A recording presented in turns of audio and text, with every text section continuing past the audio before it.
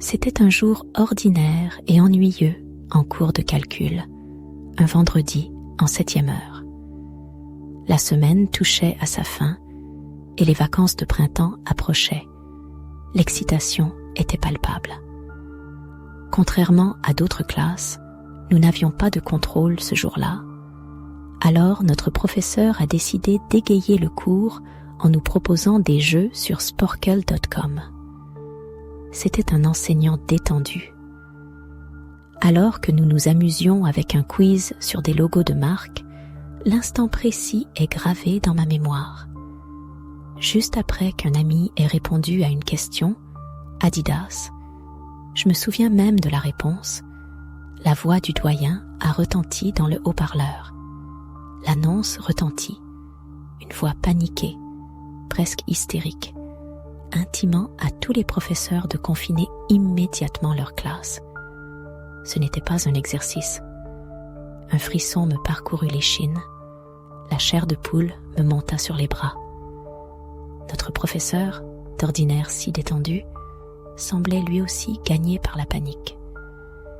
Il se précipita pour éteindre les lumières et nous fit signe de nous réfugier au fond de la pièce. Un silence oppressant s'installa. 2 minutes passèrent, puis un bourdonnement familier, émanant d'un panneau électrique au fond de la salle, cessa brusquement. L'établissement avait coupé le courant. Nos regards se croisèrent, chargés d'une sombre certitude. La situation était grave. Quelques minutes d'attente interminable plus tard, un hurlement déchira le silence. Un homme hurlait à plein poumon dans le couloir. 2 jeunes filles de la classe se mirent à pleurer, propageant une vague de terreur parmi nous. Le cri se rapprochait, et avec lui, des coups violents.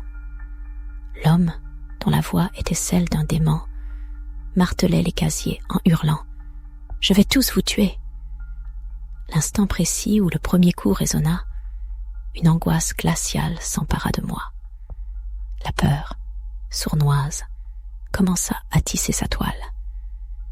Notre professeur nous intima le silence d'un geste, et nos regards se croisèrent, cherchant une réponse, une assurance dans les yeux de nos camarades. Le fracas se déplaça ensuite des casiers vers la porte de notre salle de classe. Un hurlement déchirant, poussé par une des filles en larmes, brisa le silence. Un non désespéré. Les coups redoublèrent, sauvages, tandis qu'une voix hurlait, exigeant qu'on ouvre. 2 jeunes filles, submergées par la terreur, laissèrent éclater leur détresse en sanglots bruyants. Le martèlement sur la porte sembla durer une éternité. Puis, peu à peu, le bruit s'éloigna, le hurlement dément s'estompant au bout du couloir, jusqu'à ce que le silence retombe, lourd et oppressant. 10 minutes interminables s'écoulèrent, une demi-heure dans le temps déformé par la peur, avant que la voix du doyen ne résonne enfin dans les haut-parleurs, rompant le silence pour nous expliquer la situation. Un geste rare de sa part, qui soulignait la gravité de l'instant. Un incident troublant marqua un jour ordinaire à l'école. Un individu, visiblement perturbé, pénétra dans l'établissement et agressa verbalement la réceptionniste, la poussant à fuir, terrifiée. L'équipe éducative, démunie face à l'absence de système de sécurité moderne, ignorait si l'homme était armé.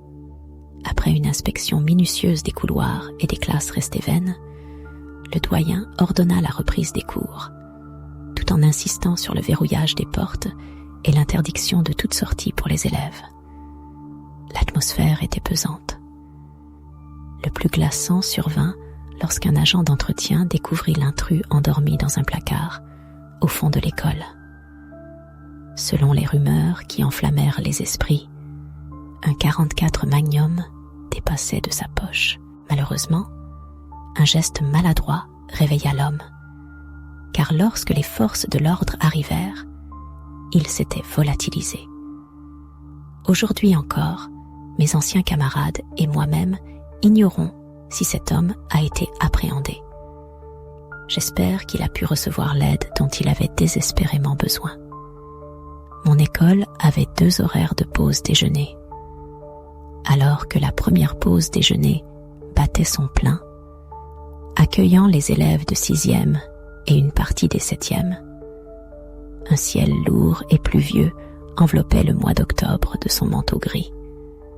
Soudain, 4 détonations retentirent, déchirant le calme ambiant.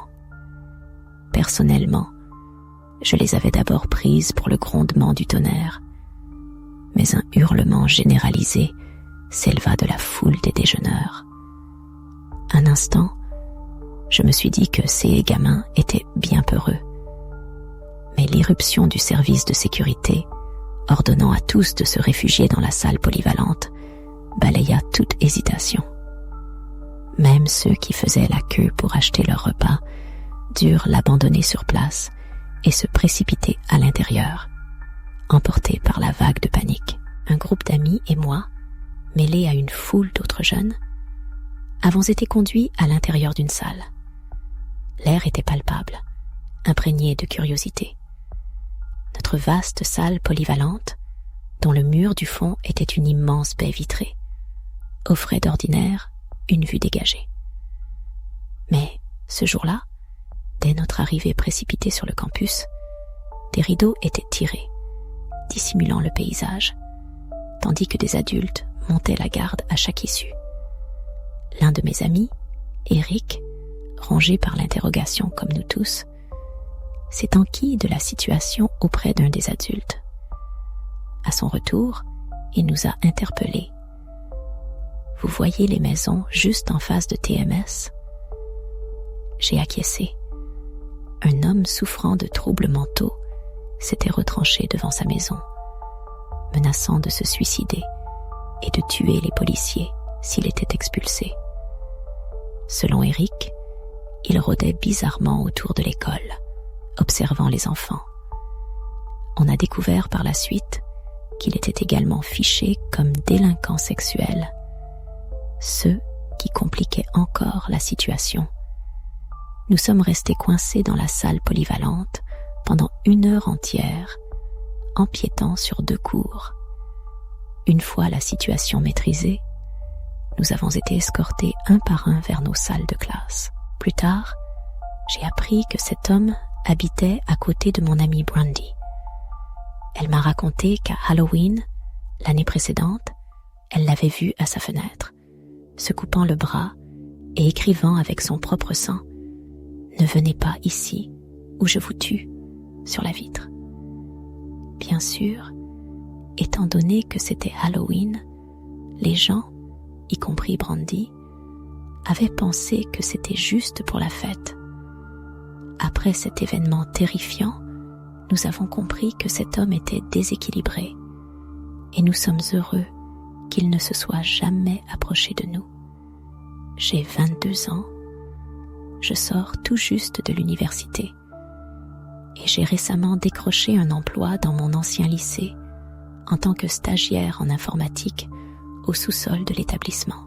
Le sous-sol est un véritable capharnaüm, mais il y a un petit bureau pour 3 personnes qui, en réalité, est plutôt agréable. Il est équipé de 3 grands bureaux, de 2 mini-frigos, d'un téléviseur à écran plat fixé au mur et d'une climatisation plus qu'appréciable. Un luxe dont les élèves et les professeurs ne peuvent pas profiter dans le reste du lycée, sans oublier tous les serveurs de l'école et le matériel informatique habituel. J'ai obtenu ce poste grâce à 3 de mes anciens professeurs d'informatique qui m'adoraient littéralement. Je pouvais même les considérer comme de véritables amis et non comme de simples figures professorales. Ils m'ont donc énormément aidé à décrocher cet emploi. Tout se passait à merveille jusqu'à un incident survenu il y a quelques semaines. Le bureau que je partageais avec Dave et Gary était étonnamment vide à l'heure du déjeuner. Ils étaient montés à l'étage, absorbés par des paperasses ou d'autres tâches administratives. Alors que je savourais mon sandwich, le téléphone sonna. Une collègue de la réception m'annonça, d'une voix précipitée, que l'établissement était en confinement. Un individu, potentiellement armé, avait pénétré dans l'enceinte de l'école. Démunie face à cette annonce soudaine, la seule chose que je pus faire fut d'éteindre les lumières. Ironie du sort, notre bureau, si agréable en temps normal, était dépourvu de porte, simplement ouvert sur le couloir, et la porte principale du sous-sol ne fermait même pas à clé. Par mesure de précaution, j'éteignis également l'écran de mon ordinateur. Le téléphone posé sur le bureau, je tentais désespérément de contacter Gary et Dave par message, mais ils ne répondaient pas. Immobilisé dans l'obscurité, j'attendis fébrilement pendant une vingtaine de minutes, absorbé par des jeux sur mon téléphone, espérant un appel de la réception qui me signifierait la fin de l'alerte. L'angoisse me tenaillait, incapable de distinguer les bruits provenant de l'étage. L'ordre était formel. Aucun appel ne serait autorisé tant que le confinement ne serait pas levé. Soudain, la porte grinçante du sous-sol s'ouvrit avec fracas. L'écho se propagea jusqu'à mon bureau, me faisant bondir de ma chaise. Une hésitation me saisit. Devais-je appeler Gary ou Dave? L'envie d'obtenir des informations me brûlait. Des pas précipités dévalèrent l'escalier, se rapprochant de mon refuge. Instinctivement, je repoussai ma chaise et me glissai sous le bureau, cherchant un semblant de protection. Une silhouette pénétra dans la pièce, mais refusa d'allumer la lumière, me laissant plonger dans l'obscurité et l'incertitude.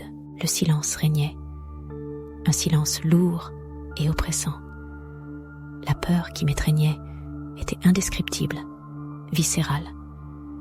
J'avais l'impression que le moindre bruit, le plus infime des sons, signerait mon arrêt de mort.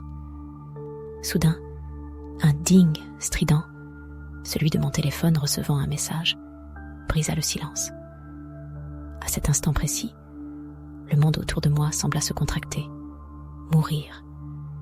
La peur me tenaillait, me crispait les mâchoires. Des pas se rapprochèrent, inexorablement. Finalement, je plongeai hors de ma cachette, sous le bureau, en signe de capitulation. Dans un murmure étranglé, je suppliais, implorais quiconque se trouvait là de ne pas me tuer. Et alors, une main se referma sur mon bras et me tira vers le haut. Un homme, vêtu d'une chemise à carreaux rouges, d'un jean et d'une casquette aux teintes rouges et noires, s'était assis près de moi. « Tout va bien, » me rassura-t-il. « Je me cache juste ici, avec toi. » L'inquiétude me tenaillait. « Que se passe-t-il là-haut » chuchotai-je. Il sembla ignorer ma question et demanda « Y a-t-il une sortie par ici ?»« Oui, » répondis-je, désignant une direction. « Par là. » Avant qu'il n'ait pu bouger, je l'interrogeai. « Qui êtes-vous » Un silence pesant s'installa, juste avant qu'il ne commence à s'expliquer.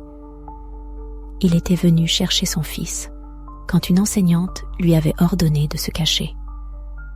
Après son récit précipité, je consultai mon téléphone. Un message de Dave. « Mec, c'est un bordel sans nom, » disait-il. Un type avec une arme a tiré sur Monsieur Buckley. Il porte une chemise rouge et une casquette. Quoi que tu fasses, ne monte surtout pas. Soudain, alors que j'allais reprendre ma lecture à voix haute, un doute m'assaillit. Je levai les yeux et mon estomac se noua. L'homme sembla comprendre mon regard suspicieux. Prise de panique, je n'eus d'autre idée que de fuir à l'étage. Une détonation retentit dans la cave, et j'entendis la balle ricocher sur un objet métallique dans l'obscurité. Dieu merci, le projectile me manqua, et je parvins à monter. Malheureusement, La police attendait à toutes les sorties, y compris celle de la cave, et arrêta l'homme dès qu'il ouvrit la porte. Le soulagement a envahi la classe. Monsieur Buckley, notre professeur, a survécu à la blessure par balle. L'incident, bien que tragique, a permis de découvrir qu'un différend, dont la nature exacte reste un mystère, opposait l'agresseur à Monsieur Buckley. Personne ne pouvait imaginer que Monsieur Buckley ait pu provoquer une telle réaction violente. Le bruit de la détonation, lui, restera gravé à jamais dans ma mémoire.